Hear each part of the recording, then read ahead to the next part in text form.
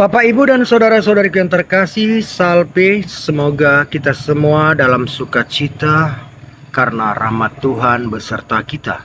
Kita bertemu di dalam renungan harian Katolik hari Jumat 14 Maret 2025.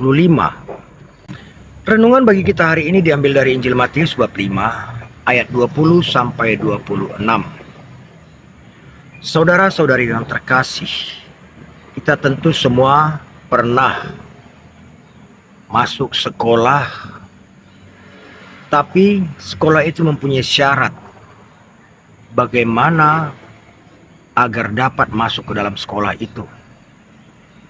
Atau kita pernah dengar orang-orang yang mengikuti ujian untuk masuk dalam dunia kerja. Perusahaan tentu akan membuat standar minimal nilai seseorang untuk menjadi karyawannya. Atau sekarang yang sering kita dengar dan saksikan dalam ujian P3K atau PNS, selalu ada standar nilai minimal untuk lulus. Nah, Bapak, Ibu, dan saudara-saudari yang terkasih, setiap lembaga mempunyai standar nilai minimal untuk bisa masuk ke dalam lembaga tersebut. Bahkan sekolah pun mempunyai standar nilai minimal. Begitu juga Bapak, Ibu, dan saudara-saudariku, Yesus juga mempunyai standar minimal bagi kita untuk layak masuk ke dalam kerajaan sorga. Apa standar minimalnya? Minimal orang untuk dapat masuk ke dalam kerajaan surga harus kehidupan agamanya lebih tinggi dari ahli Taurat dan orang Farisi. Inilah standar minimal. Nah, kita sudah mengetahui standar minimal masuk kerajaan surga.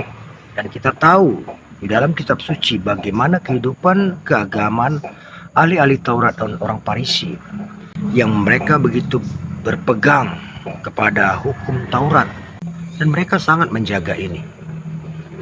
Lalu bagaimana agar standar minimal itu dapat kita lewati? Karena itu syarat untuk masuk ke dalam kerajaan surga. Seperti dalam hukum Taurat dilarang membunuh, jangan membunuh. Tapi untuk bisa di atas jangan membunuh, kita harus mengikuti hukum kasih Kristus, hukum kasih Yesus. Jangankan membunuh, marah pun tidak layak untuk masuk dalam kerajaan surga. Mengatakan saudara kita sebagai kafir juga tidak layak. Mengatakan saudara kita jahil juga tidak layak. Lalu bagaimana bila kita semua pernah melakukan itu? Tentu kita butuh silih dosa. Kita butuh pertobatan, pengakuan dosa, agar kita lepas dari keterikatan dosa-dosa itu dan kita layak masuk dalam kerajaan Allah. Saudara-saudariku yang terkasih, syarat minimal masuk dalam kerajaan surga harus lebih tinggi dari kehidupan keagamaan ahli-ahli Taurat dan orang Farisi. Kelihatannya sederhana, namun ini adalah tugas yang berat bagi orang Kristen. Mengapa Yesus membuat standar ini? Karena Yesus adalah Raja Kasih, dan kasih adalah pemenuhan dari semua hukum Taurat.